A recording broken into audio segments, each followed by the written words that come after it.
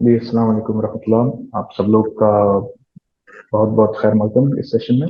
आज का सेशन जो हमारा है वो ख़ास तौर पे ये समझने का है कि मौत और ज़िंदगी की जो कशमकश है उसकी क्या नौयत है, उसे क्या अंडरस्टैंडिंग होनी चाहिए।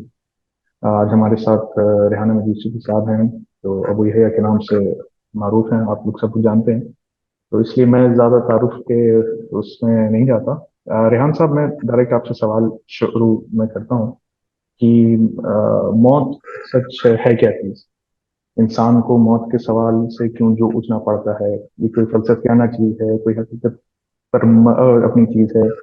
मौत असल में है क्या चीज, इसको अगर आप हमें एक्सप्लेन कर सकें। मौत इस दुनिया में जिंदगी के साथ पाई जाने वाली दूसरी सबसे बड़ी हकीकत है। और हम मौत को कैसे समझते हैं, कैसे देखते हैं, किस तरह इस बात का इदराक करते हैं कि एक जी शऊर, एक जानदार मखलूक अब जिंदा नहीं रही। खासतौर पर अगर हम इंसानों की बात करें, इसलिए कि यही इंसान इस वक्त यहाँ जेर बहस है। तो इसकी दो सतहें हैं इस हकीकत को समझने की, देखने की। एक सतह वो है जो मादी है, हैवानी सतह है। और इसमें हम सब जानते हैं कि जब हमारा दिल धड़कना बंद कर देता है और हमारा सांस चलना बंद हो जाता है, तो हम इसे कहते हैं कि एक शख्स इस दुनिया में अब नहीं रहा, वो मर गया है। दौर जदीद में चूंकि मेडिकल साइंस ने गैर मामूली तरक्की की है, इसलिए अब यहाँ पर यानी इस दौर में एक तब्दीली ये आई है कि लाइफ सपोर्ट जो कि मैसर आ गई है, मसनूई तनफ़ुस का निज़ाम वजूद में आ गया है। तो मौत की तारीफ के अंदर अब सांस और दिल के साथ ब्रेन डेथ का एक एलिमेंट भी शामिल हो गया है, जिसमें जो इंसानों के दिमाग का सबसे बुनियादी हिस्सा है, जिसे रेप्टेलियन ब्रेन कहते हैं, ब्रेन स्टेम भी जिसका कहा जाता है, जो इंसानी जिस्म के जो बुनियादी फंक्शंस हैं, जैसे हार्ट बीट हो गया, सांस हो गया, इसको कंट्रोल करता है। जब ये काम करना बंद कर देता है तो इसे डेथ कह के एक इंसान को जो मसनूई तहफ़्फ़ुज़ का निज़ाम था उसको हटा लिया जाता है। इसकी भी कुछ अलामात हैं, लेकिन ज़ाहिर है कि इस वक्त ये कोई साइंस की क्लास नहीं हो रही कि मैं उसकी कुछ तफसील करूं। असल बात यह है कि मादी या हैवानी तौर पर मौत को इन अलामात से, इन निशानियों से हम समझते हैं। मौत की एक दूसरी सतह वो है जिसमें ये मजहबी तौर पर डिफाइन होती है, और कुरान मजीद से मालूम होता है कि, और अहादीस में भी फिर इसकी तफसील आई है कि इंसान के अंदर ये जो रूह फूके जाने का अमल है, नफक रूह का जो अमल है, उसके नतीजे में ये जो नफ्स इंसानी है, ये गोया के मिट्टी का, आप यूं समझिए कि एक तमसील के लिए समझा रहा हूं कि अगर एक पुतला फर्ज कर लिए, उस पुतले में जिस वक्त इस नफ्स को नफक रूह के अमल के जरिए से दाखिल किया जाता है, तो फिर ये जीता जागता इंसान बन जाता है। और ये हम में से हर शख्स अपनी माँ के पेट में जब होता है तो रिवायात से ये मालूम होता है कि उस वक्त ये अमल कर दिया जाता है। और जिस वक्त पहली दफा इंसान को पैदा किया गया था, तो उस वक्त भी एक तरीका इख्तियार किया गया था जिसके बारे में कुरान मजीद ने वाज़ेह किया कि नफ़क़ रूह का अमल है। उसकी मजीद तफसील नहीं की गई, लेकिन अहादीस में इस वक्त पैदा होने वाले इंसानों के बारे में ये बताया जाता है कि जब 120 दिन की मुद्दत गुजर जाती है, तो ये उसके साथ मामला कर दिया जाता है। ये जो नफ़क़ रूह के अमल के नतीजे में एक नफ्स इंसानी या इंसानी शख्सियत को डाला जाता है, जिस वक्त इस शख्सियत को फरिश्ते वापस ले जाते हैं, तो मजहबी तौर पे उसे मौत कहा जाता है। तो ये गोया कि मौत के अमल को समझने की दो सतह थी, जिनकी कुछ तफसील मैंने आपके सामने रख दी। बहुत बहुत शुक्रिया सर। ये एक चीज हम समझना चाह रहे हैं कि मौत इतना सेंट्रल सब्जेक्ट मजहब के लिए क्यों है। ना सिर्फ इस्लाम के लिए बल्कि बाकी अदियान के लिए भी मौत एक बहुत बड़ा मुअम्मा भी रहा है, और बहुत लोग इस हल के लिए अपनी जस्तजू भी करते रहे हैं, वही भी आती रही है। तो मौत इतना बड़ा सवाल मजहब के लिए क्यों बन गया है। देखिए, मजहब के लिए मौत कोई बड़ा सवाल नहीं है। हकीकत यह है कि जब मजहब का आगाज होता है, वो वही वक्त है जब इंसानों का आगाज होता है। یعنی پہلا انسان جس طریقے سے قرآن مجید نے ہمیں بتایا کہ ایک نبی بھی تھے، حضرت آدم علیہ السلام ایک نبی بھی تھے، تو ان کے ذریعے سے ہمیں یہ بتا دیا گیا تھا کہ بھئی یہ جو موت ہے یہ اصل میں اپنے خالق کے حضور پیش ہونے کا عمل ہے، اور اس معاملے میں نہیں سمجھتا کہ کسی قسم کی پیچیدگی جو اصل مذہب ہے اس کے اندر موجود ہے۔ وہاں پر تصورات بالکل واضح ہیں، پہلے دن سے واضح تھے، اور پھر اس کے بعد جو مسئلہ پیدا ہوتا ہے، جو پیچیدگی پیدا ہوتی ہے، وہ تو ان انحرافات کے نتیجے میں پیدا ہوتی ہے جو انسانوں نے خود اختیار کر لیے۔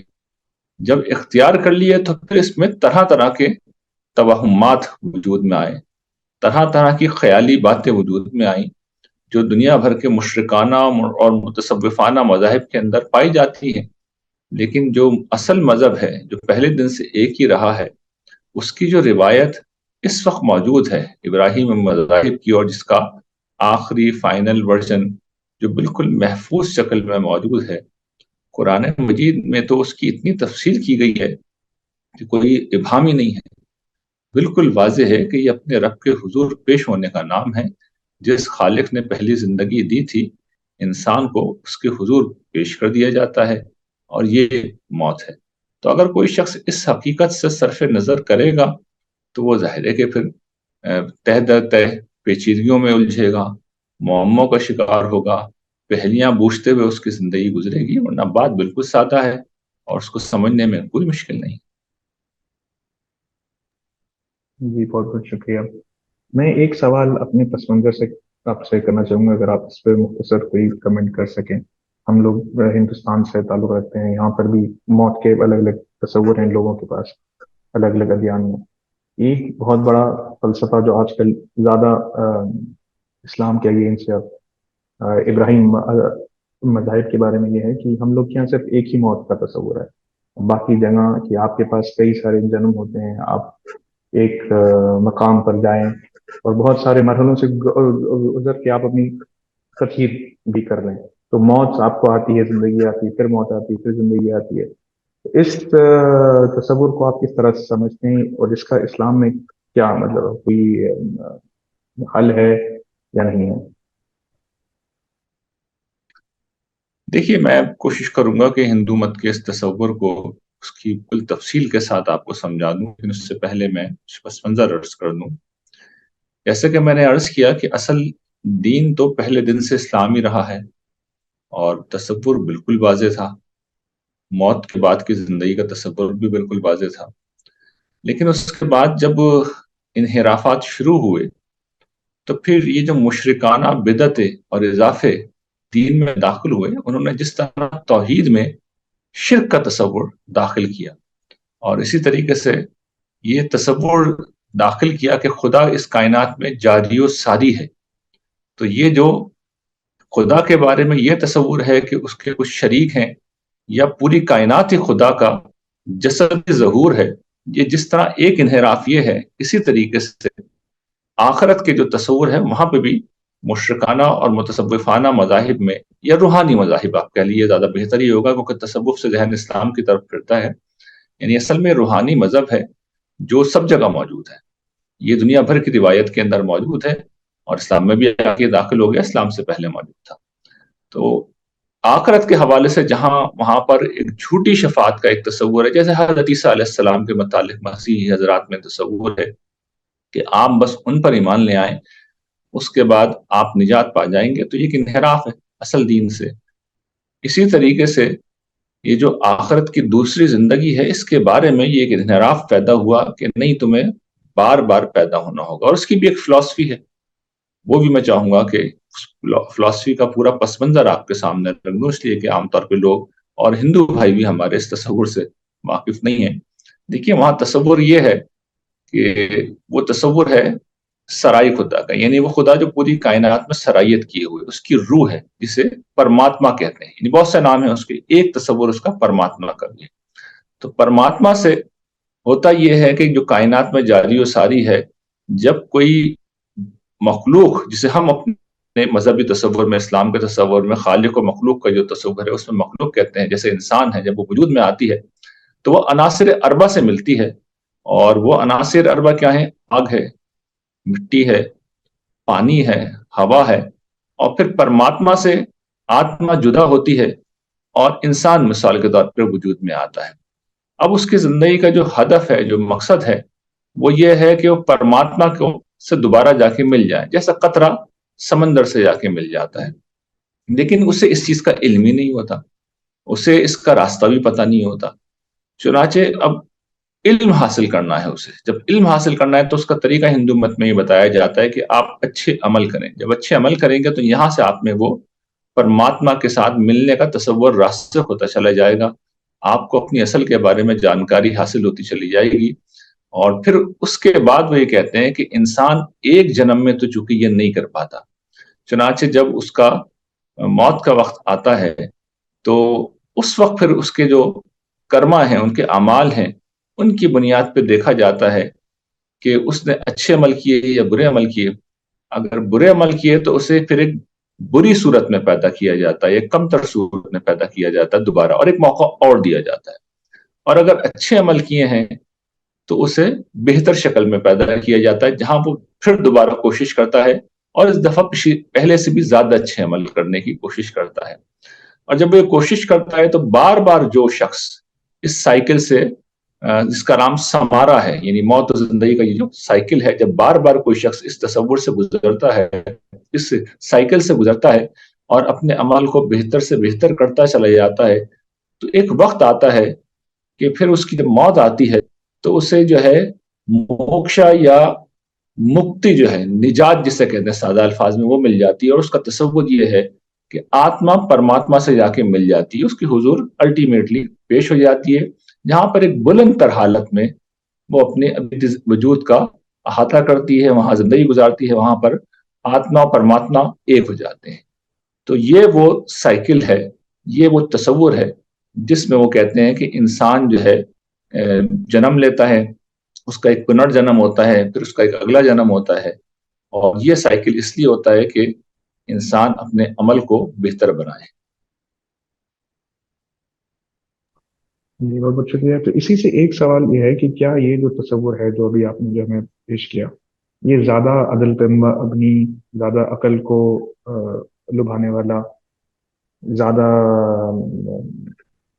रहम वाला नहीं है बनिस्बत इसके जो इस्लाम में आपने एक ही बार पैदा होना है, फिर उसके बाद इसी जिंदगी में हर चीज होके फिर खत्म हो जानी है? जी जरूर ऐसा होता, जरूर ऐसा होता। अगर आपको जिस वक्त आप पैदा हुए होते हैं तो आपको ये शऊर होता पूरी तरीके से कि मैं जिस इस वक्त बुरी हालत में पैदा हुआ हूं, तो मुझे पिछले जन्म की कुछ सजा है जो मिली है और मुझे अपने आप को बेहतर बनाना है। इस वक्त अमलन सूरत हाल ये है कि एक शख्स अगर बुरी हालत पैदा हो रहा है तो आप देखिए कॉमन सेंस क्या कहता है, अकल यह कहती है कि यकीनन इसने पिछले जन्म में बहुत बुरे अमल किए होंगे, इसलिए ये इस हाल में पहुंचा है। तो बजाय इसके कि इंसानों में हमदर्दी पैदा हो, इंसानों में एक दूसरे की तहकीर का जज्बा पैदा होता है। और जो शख्स एक बेहतर जगह पर पैदा होता है तो वो खुद ब खुद उसके मुतालिक ये तय हो जाता है कि इसलिए पिछले जन्म में बहुत अच्छे अमल किए होंगे। तो ये तसव्वुर अपनी जात में इंसानों में तफरीक पैदा करता है। और इसलिए आप देख लीजिए कि हिंदू मत इंसानियत में वाहिद मजहब है जहां पर मुख्तलिफ जातों का तसव्वुर न सिर्फ पाया जाता है, जो अमलन इंसानों में तफरीक पैदा करता है, और उसके नताइज आप मुझसे ज्यादा जानते हैं, आप तो वहां रहते हैं, और इसको पूरी तरह मजहब की तायद हासिल है। तो ये जालिमाना तसव्वुर कहाँ से आया है? वो यहीं से आया है। यानी इसकी पास सारी जस्टिफिकेशन ये है कि अगर कोई निचली जात में पैदा हुआ है तो फिर उसके अमाल ऐसे थे भाई, इसलिए तो उसका मुस्तहिक है। तो एक जो तहकीर का जज्बा पैदा होता है, एक जो नफरत का जज्बा पैदा होता है, और जो शख्स एक बेहतर जगह है उसमें जो बढ़तरी का जज्बा पैदा होता है, ये तो बिल्कुल नेचुरल सी चीज है। तो अगर आपको ये रहम पे मबनी लगता है तो, या किसी को भी रहम पे मबनी लगता है, तो मैं उसके लिए दुआ खैर ही कर सकता हूँ। वरना आप ये देखिए, तो ये अव्वल ताखिर एक गैर फितरी, गैर अकली और बेबुनियाद तस्वुर है। जी बहुत बहुत शुक्रिया। आप जितने पार्टिसिपेंट्स हैं, अगर आप लोग के पास क्वेश्चन है तो आप ये हैंड रेज का ऑप्शन है, आप हैंड रेज कर लें तो फिर मैं सवाल आप लोग की तरफ दे देता हूँ।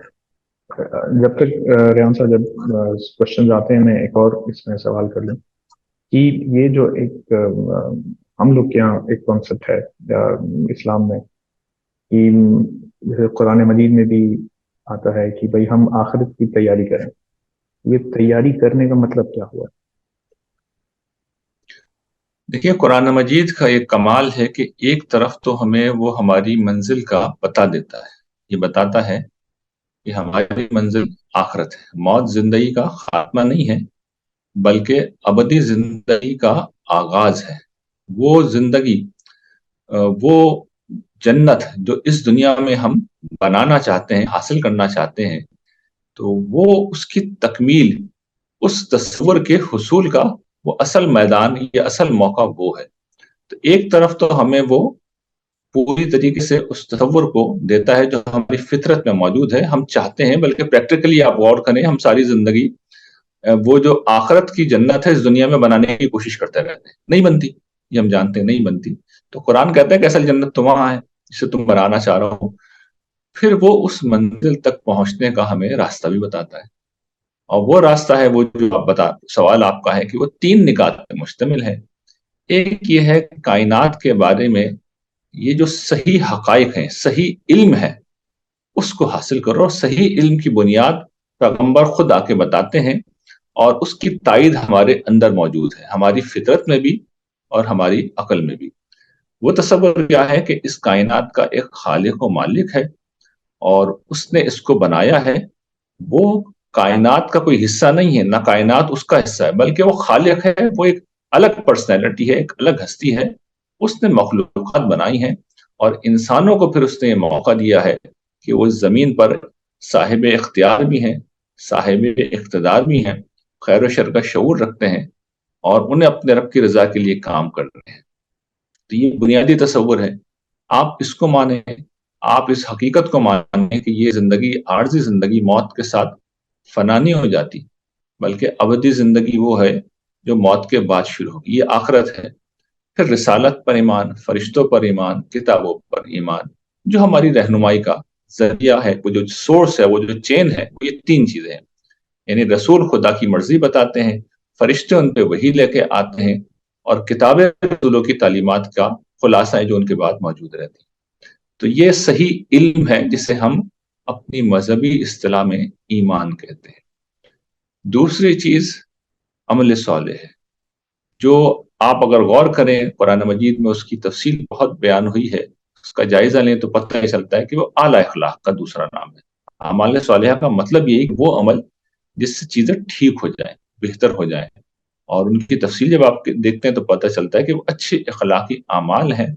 مخلوق کو اس کا حق دو، خالق کو اس کا حق دو، اسے قرآن عدل کہتا ہے. دوسری بات وہ یہ کہتا ہے کہ حق سے زیادہ دو، اسے وہ احسان کہتا ہے. اور تیسرا یہ کہ اس دنیا میں رہو تو دینے کی نفسیات میں رہو، لینے والی نفسیات میں نہ رہو. یہ 3 چیزیں ہیں جو کرنے کا حکم دیتا ہے، 3 سے روکتا ہے. ایک یہ کہ کسی کی حق تلفی مت کرنا، دوسرا یہ کہ ظلم و زیادتی مت کرنا، یعنی کسی کی جان مال آبرو کو نقصان نہیں پہنچانا، اور تیسری یہ کہ مرد عورت اس دنیا میں جو بنیادی 2 عناصر ہیں انسانیت کے، ان میں تعلق کی بنیاد صرف اور صرف میاں بیوی کا رشتہ ہے، نکاح ہے. اس سے ہٹ کے وہ کوئی تعلق آپس میں قائم کر نہیں سکتے، صنفی نوعیت کا تعلق قائم نہیں کر سکتے. تو یہ اخلاقی تعلیمات کا خلاصہ ہے. اور تیسری چیز یہ کہ کچھ مقامات، کچھ زندگی کے معاملات ایسے ہیں جہاں پر اللہ تعالیٰ نے یہ جو ایمان اور اخلاق کی تعلیم دی ہے، اس میں کچھ قانون سازی کرتی ہے.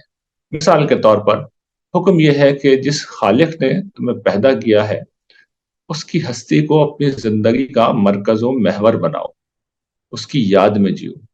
اب ظاہر ہے کہ یہ ایک اجمالی ہدایت ہے، تو 5 نمازوں کی شکل میں ان کا طریقہ بتا کے اس کی ایک کم از کم قانونی شکل بیان کر دی گئی ہے. تو یہ شریعت کے احکام ہیں، کچھ عبادات ہیں، کچھ معاملات ہیں، کچھ کا تعلق حکومت ریاست سے ہے، کچھ کا افراد سے ہے. تو اس میں سے جو تیسری چیز ہے شریعت، اس میں سے جو چیز تم سے متعلق ہو جائے، پوری شریعت عام طور پہ کسی شخص سے متعلق نہیں ہوتی، جو حصہ متعلق ہو جائے اس پر دیانتداری سے عمل کرو. تو یہ ایمان، اخلاق اور شریعت میں جب خدا کی مرضی کے مطابق تم راستہ اختیار کرو گے تو پھر تم ابدی زندگی کے آخرت کی کامیابی کے حقدار ہو. یہ گویا کہ وہ راستہ ہے جو ہمیں ہمارا دین اسلام ہمیں بتاتا ہے. جی باقی پارٹیسپینٹس اگر آپ لوگ کے پاس کوشچن ہے تو آپ لوگ پلیز ہینڈ ریز کا آپشن کلک کریں تو پھر آپ لوگ اپنے سوال ہی پوچھ لیں ریان صاحب سے. ریان صاحب ابھی آپ نے ہم کو بتایا کہ جنت ایک حاصل ہے لیکن جہنم بھی ایک حقیقت ہے. تو اب جنت کے لیے تو میں صحیح کر سکتا ہوں, اس کے لیے میں کام کر سکتا ہوں, لیکن پھر یہ جہنم کا کہاں سے مطلب تصور فٹ ہوتا ہے؟ جہنم اصل میں دو چیزوں کے لیے بنائی گئی ہے, دو مقاصد کے لیے بنائی گئی ہے. اور پہلا مقصد اس کا یہ ہے کہ خدا کے عدل کامل کا ظہور ہو.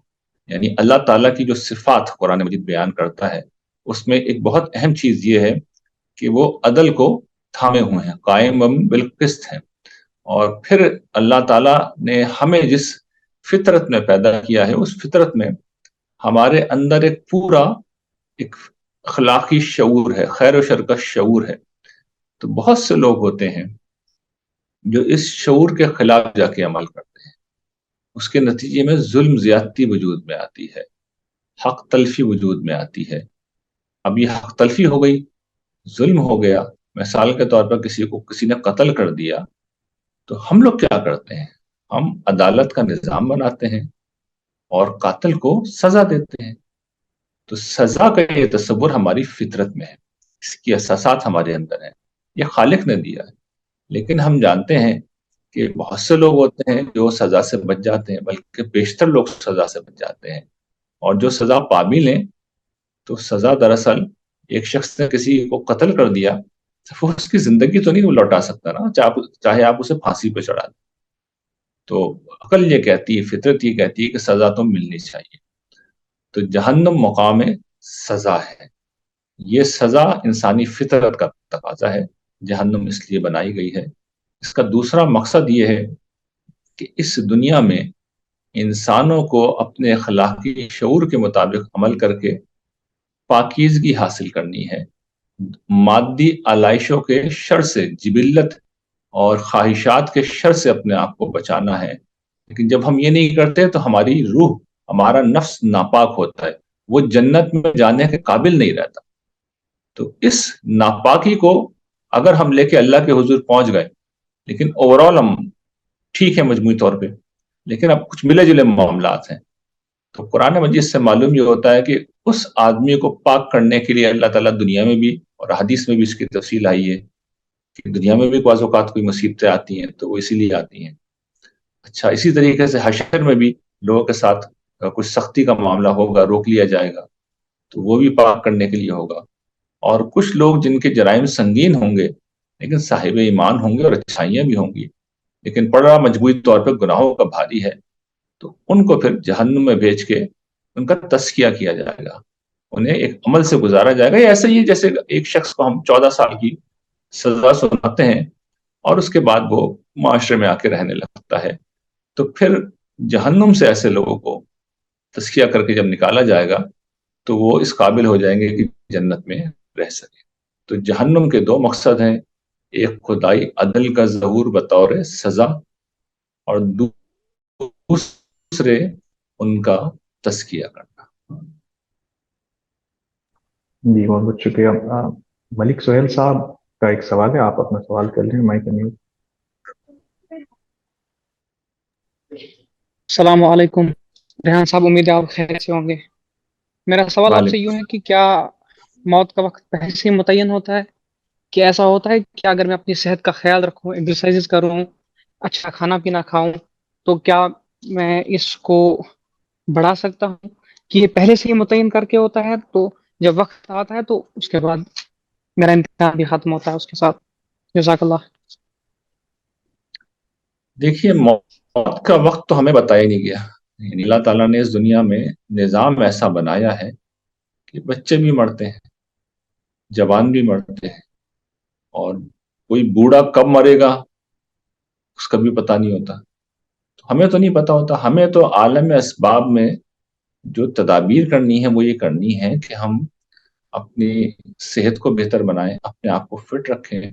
خدا کا جب فیصلہ آنا ہوگا آ جائے گا. خدا کا فیصلہ اس اصول پہ بھی آتا ہے کہ ہماری ساری کوششوں کے باوجود اللہ تعالیٰ مثال کے طور پر حادثہ ہو جائے تو جوان آدمی تو بالکل جینے کے قابل ہوتا ہے، اسے فزیکلی کوئی مسئلہ نہیں ہوتا عام طور پہ، مر جاتا ہے.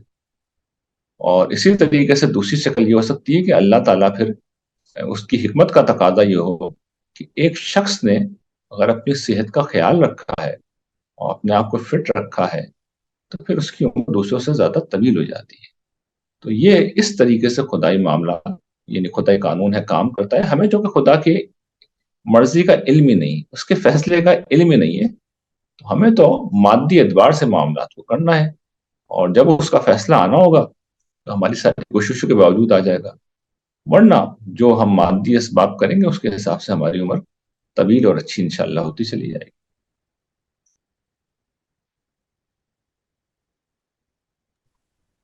جی بہت بہت شکریہ. نوید عرفان صاحب آپ اپنا مائک میوٹ کریں. جی السلام علیکم ورحمۃ اللہ. وعلیکم السلام. جی میرا سوال یہ ہے کہ اکثر ہمارے معاشرے میں ایسا دیکھنے میں آتا ہے کہ لوگ جو ہے وہ نارملی اپنی زندگی اپنی مرضی کے مطابق جیتے ہیں، سب چیزیں حلال حرام کی تمیز نہیں رکھتی، معاملات میں بھی ٹھیک نہیں ہے، لیکن ایک عمر کے پڑاؤ کے بعد آ کے پھر ان کا معاملہ بالکل چینج ہو جاتا ہے، اور وہ روایتیں اور وہ چیزیں ہیں جس میں کہ بھائی انسان نے اگر توبہ کر لی ہے تو سارے گناہ اس کے معاف ہو جاتے ہیں، اور اس کے بعد پھر دیکھنے میں آتا ہے کہ وہ اپنے معاملات اور چیزوں کو امپروو کر لیتے ہیں. تو کیا جو پرانا ان کا جو سب معاملہ ہو گیا ہے وہ ختم ہو جائے گا، یا وہ جو ہے وہ اس کا جواب انہیں دینا رہے گا توبہ کے بعد بھی؟ جی دیکھیے ہمیں یہ بتایا گیا ہے کہ اگر ہم نے اللہ تعالیٰ کی بارگاہ میں کوئی نافرمانی کی ہے تو ہم فوری طور پر لوٹیں اور توبہ کریں. جب ہم لوٹیں گے اور توبہ کریں گے تو اللہ تعالیٰ نے یہ اصول بیان کیا ہے کہ جو شخص فوری طور پر لوٹے گا اور توبہ کرے گا، اور توبہ میں یہ بات سمجھ لیجئے کہ اللہ تعالیٰ سے معافی بھی شامل ہے اور تلافی بھی شامل ہے، یعنی کسی انسان کے ساتھ کچھ کیا ہے تو اس کی تلافی بھی ہونی چاہیے. یہ توبہ کا مطلب ہے. جب یہ ہم نے کر لیا اور فوراً کر لیا تو اللہ تعالیٰ نے کہا ہے کہ یہ لازماً معاف کروں گا. اچھا، اس کے بعد دوسری بات یہ فرمائی گئی ہے کہ موت آ گئی سر پہ اور ساری زندگی یہ کرتے رہے تو ہرگز معاف نہیں کروں گا.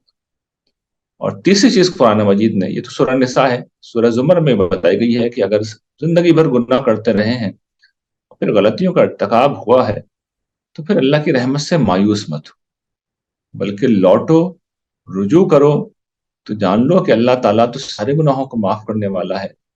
تو پھر اس یقین کے ساتھ توبہ کرو اور رجوع کرو کہ یہ خدا نے اپنے اوپر لازم تو نہیں کر رکھا، قانون تو نہیں ہے، لیکن اس کی رحمت جو ہے مجھے ایک موقع دے رہی ہے.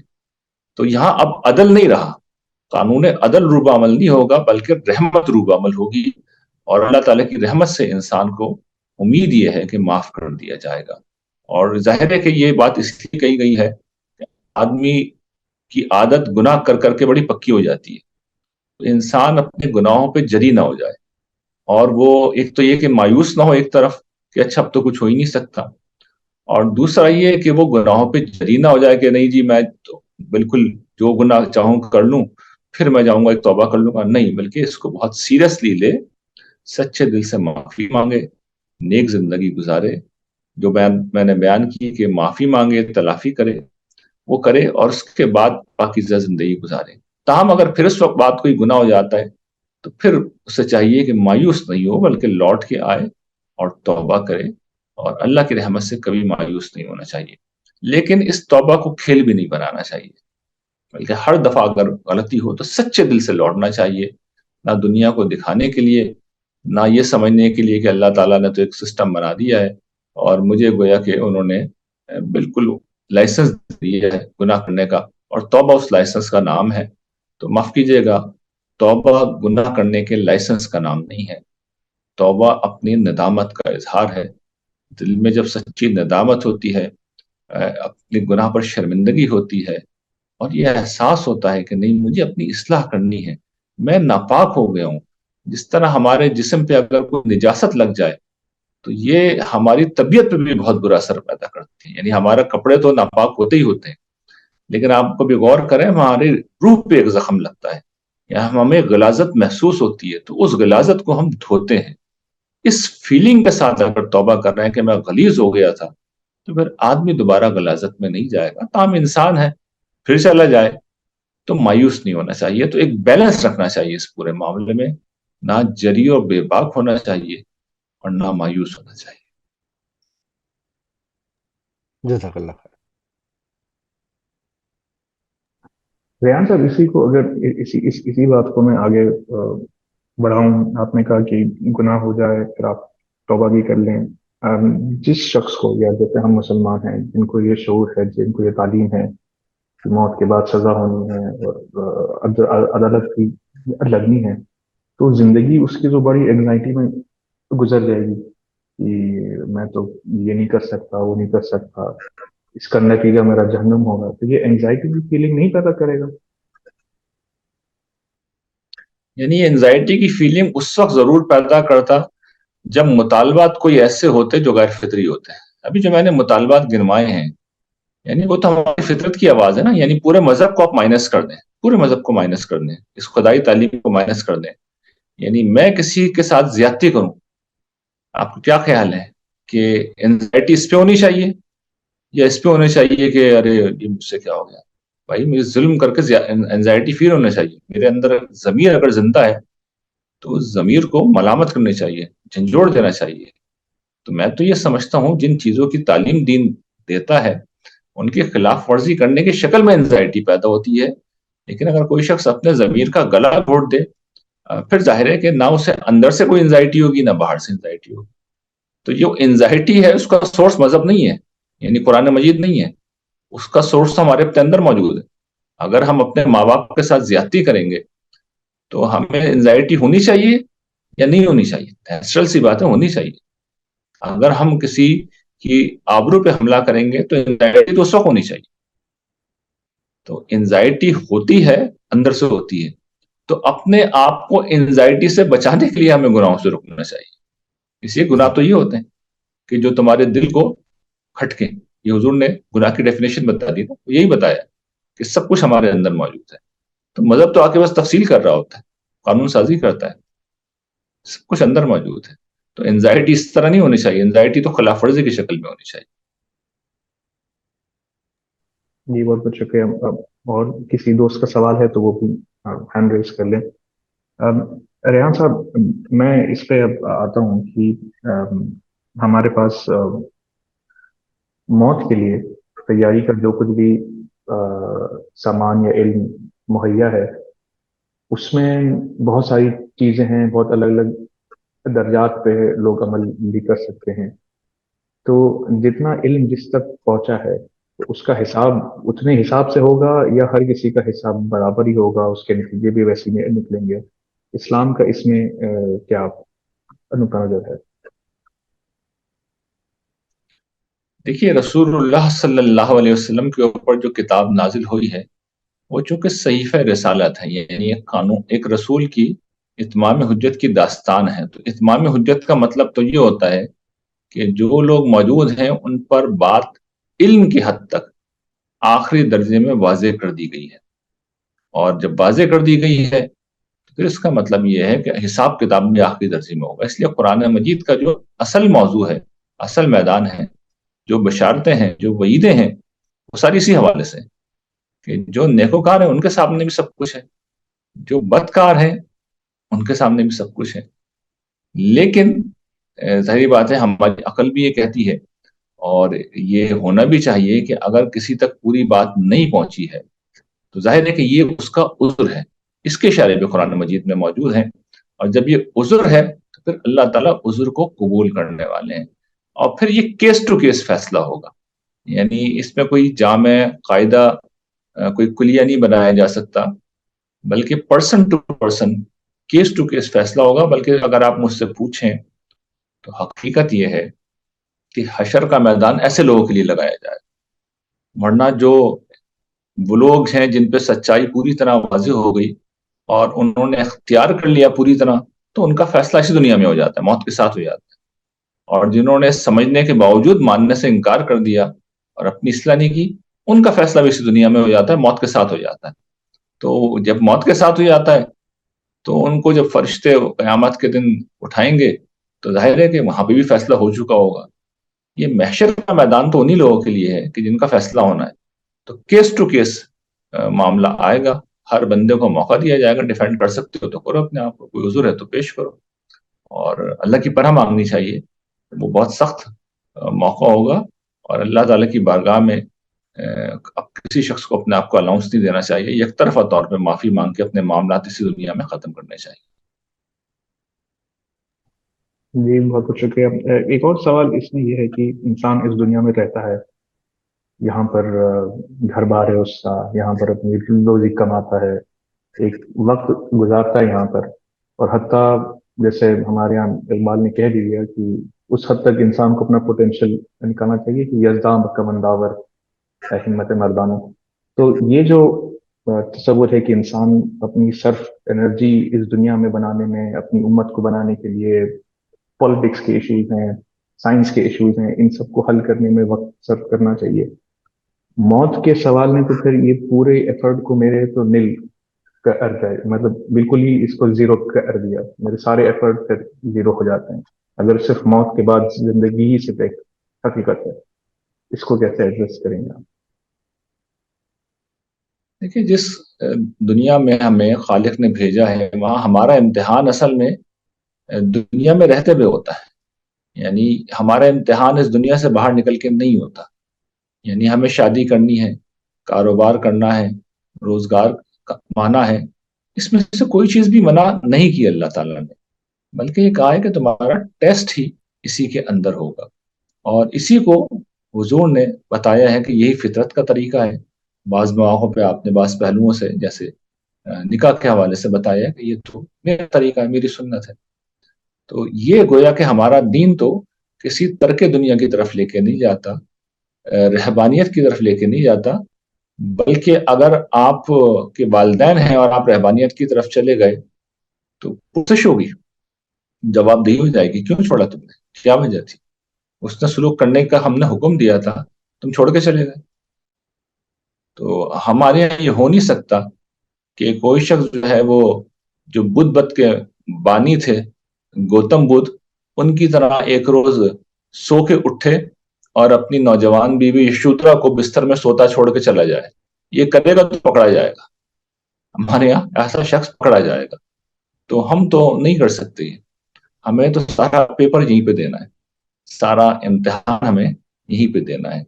تو مجھے تو کوئی وجہ نظر نہیں آتی کہ ہم دنیا کو چھوڑیں، بلکہ یہیں پہ ہمیں وہ سارے احکام ہیں، میں نے پورے احکام کا خلاصہ کر دیا، تو اس میں سے ساری چیزیں حق تلفی انسانوں کی ہوگی نا، ظلم انسانوں پہ ہوگا، عدل بھی ان کے ساتھ ہوگا، احسان بھی ان کے ساتھ ہوگا، تو یہ جنگل میں بیٹھ کے کیسے ہوگا؟ تو بالکل واضح ہمارا دین رہبانیت اور ترک دنیا کی طرف لے کے نہیں جاتا، بلکہ انسان سے کہتا ہے کہ اسی دنیا میں تم رہو، یہی تمہاری امتحان گاہ ہے، اسی میں پیپر دینا ہے، کچھ چیزیں ہیں بس ان کا خیال رکھو، اور پھر کھاؤ پیو، انجوائے کرو، اللہ تعالیٰ کی نعمتیں تمہارے لیے، میاں بیوی نعمت ہے، اولاد نعمت ہے، مادی سہولتیں نعمت ہے، شکر کرو، اللہ تعالیٰ کو شکر پسند ہے۔ تو ہمارا دین تو ہمیں دنیا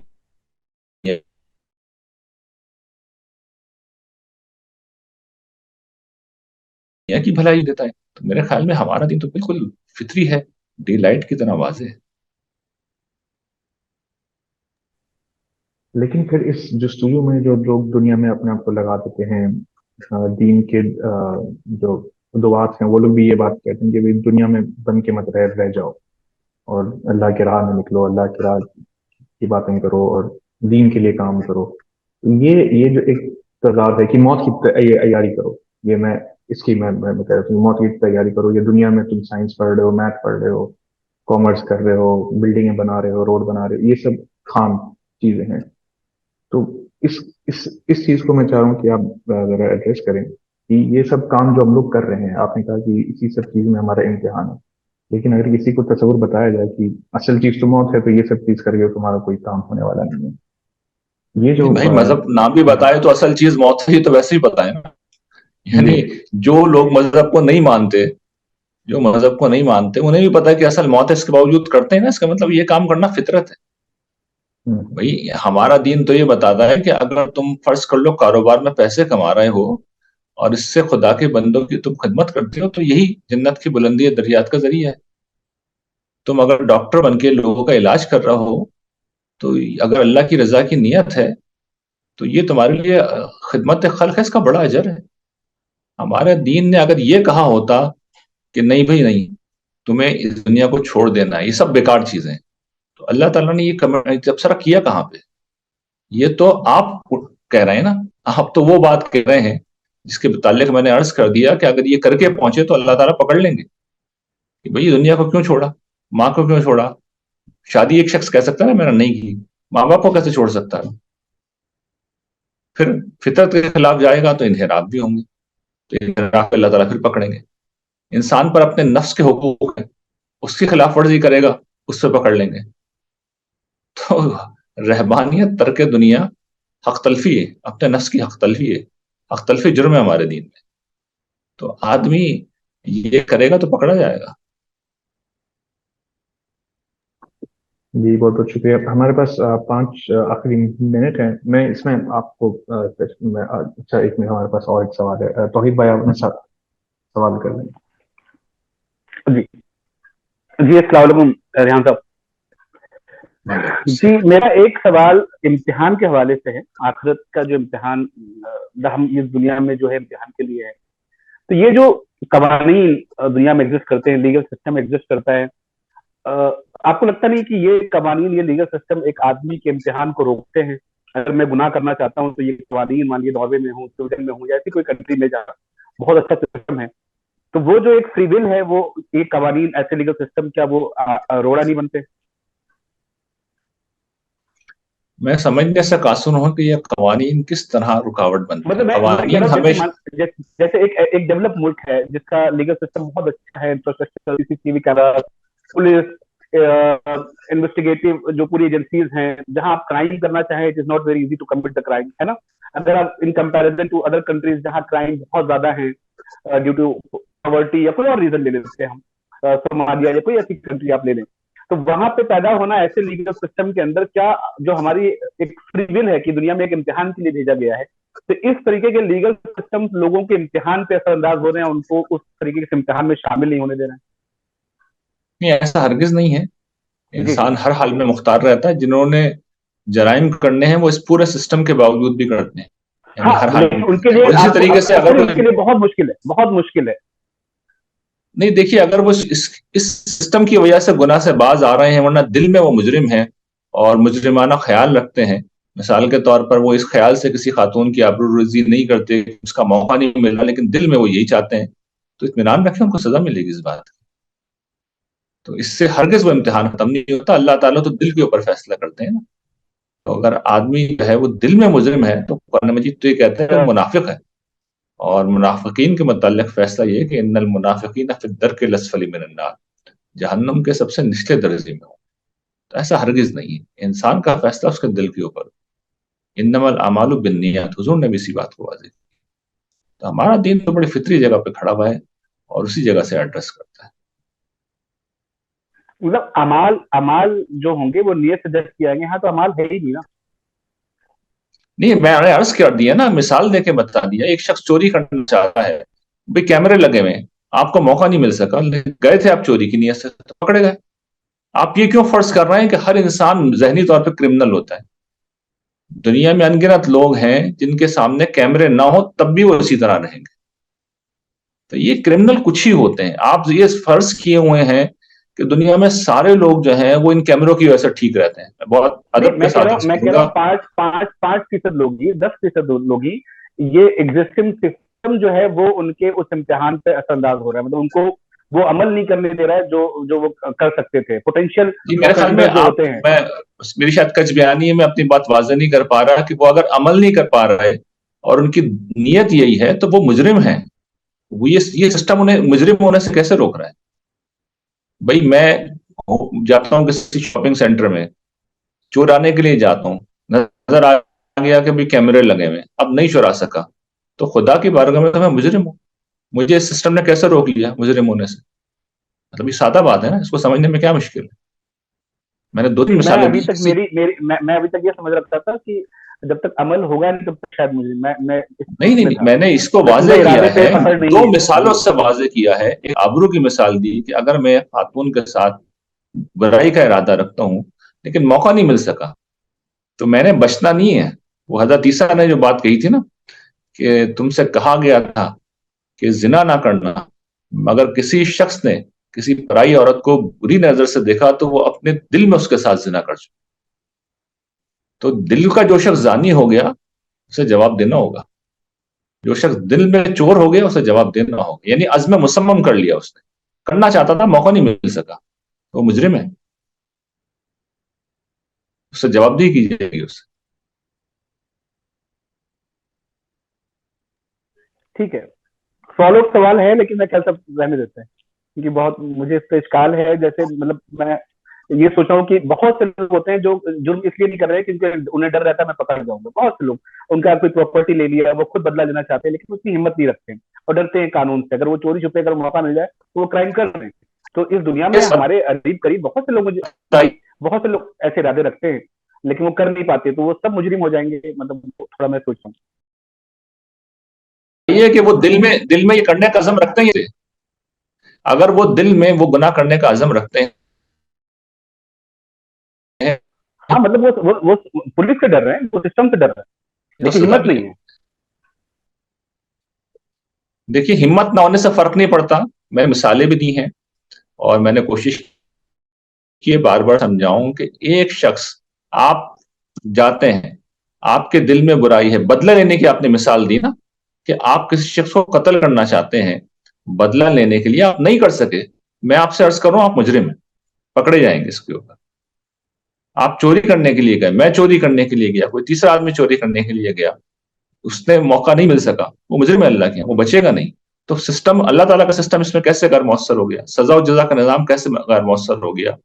یا تو اللہ تعالیٰ کے پاس جو دل کا حال جاننے کا کوئی ذریعہ نہیں تھا, تب آپ کا ایکسکیوز بالکل ٹھیک تھا کہ بھئی بات یہ کہ اللہ تعالیٰ کو تو پتہ ہی نہیں چل سکا نا, تو اب اللہ تعالیٰ کیسے فیصلہ کریں گے؟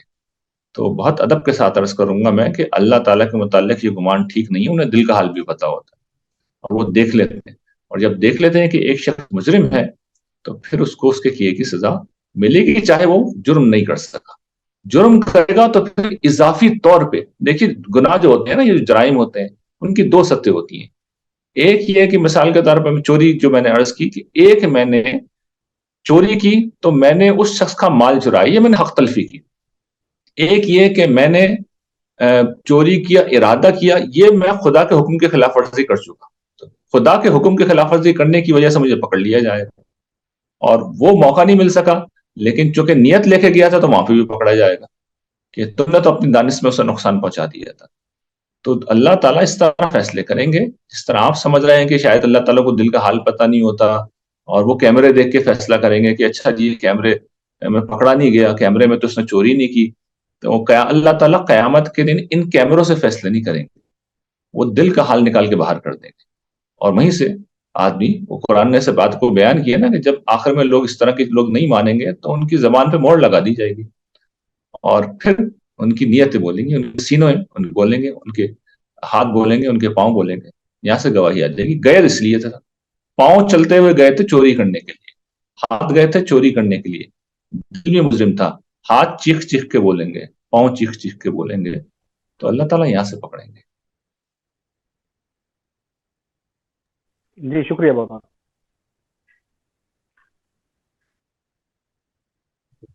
جی آپ سب کا شکریہ ریحان صاحب, آپ کا بھی بہت خاص طور سے آپ نے وقت نکالا. میں بس یہ آخری بس آپ سے نصیحت کے لیے کہ ہم لوگ بڑی بڑی باتیں یہاں پر کی, فلسفہ سمجھا موت کا, آخر کار یہ سب باتیں خام رہ جائیں گی کہ اگر قیامت میں اس کا کچھ نتیجہ نہ نکلا. تو موت کی یاد دہانی لوگوں میں پیدا کرنا, ان کو اس بات کو باور کرنا کہ اس زندگی کے بعد بھی ایک دنیا ہے, اس کو ہم کس طرح لوگوں تک پہنچائیں اور اپنے اوپر بھی کس طرح اس کی یاد تازہ رکھیں.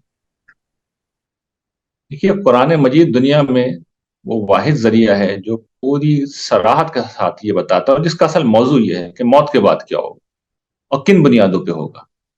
تو قرآن مجید کو آپ پڑھیے، اس کے ہر صفحے کے اوپر آپ کو کسی نہ کسی طرح آخرت کا ذکر مل جائے گا، یا اس بات کا ذکر مل جائے گا کہ وہاں پر اللہ تعالیٰ کی سزا و جزا کی اساس کیا ہے.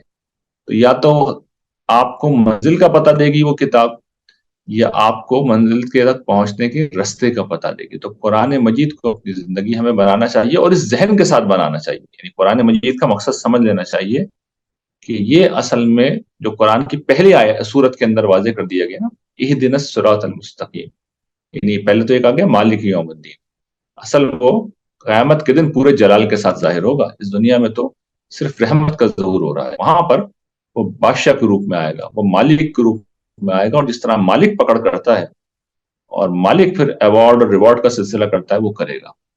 تو وہاں پر جو بات کہی گئی ہے کہ سیدھی راہ پہ چلا، صراط الذین انعمت علیہم، انعام چاہیے، غضب نہیں چاہیے، غیر المغضوب علیہم ولا الضالین، گمراہ نہیں ہونا. تو قرآن کو اس پس منظر میں پڑھیں کہ یہ آخرت میں نجات کا راستہ بتانے کی منزل بھی ہے، اور آخرت کا میں نجات کا راستہ بتانے کا ذریعہ بھی ہے.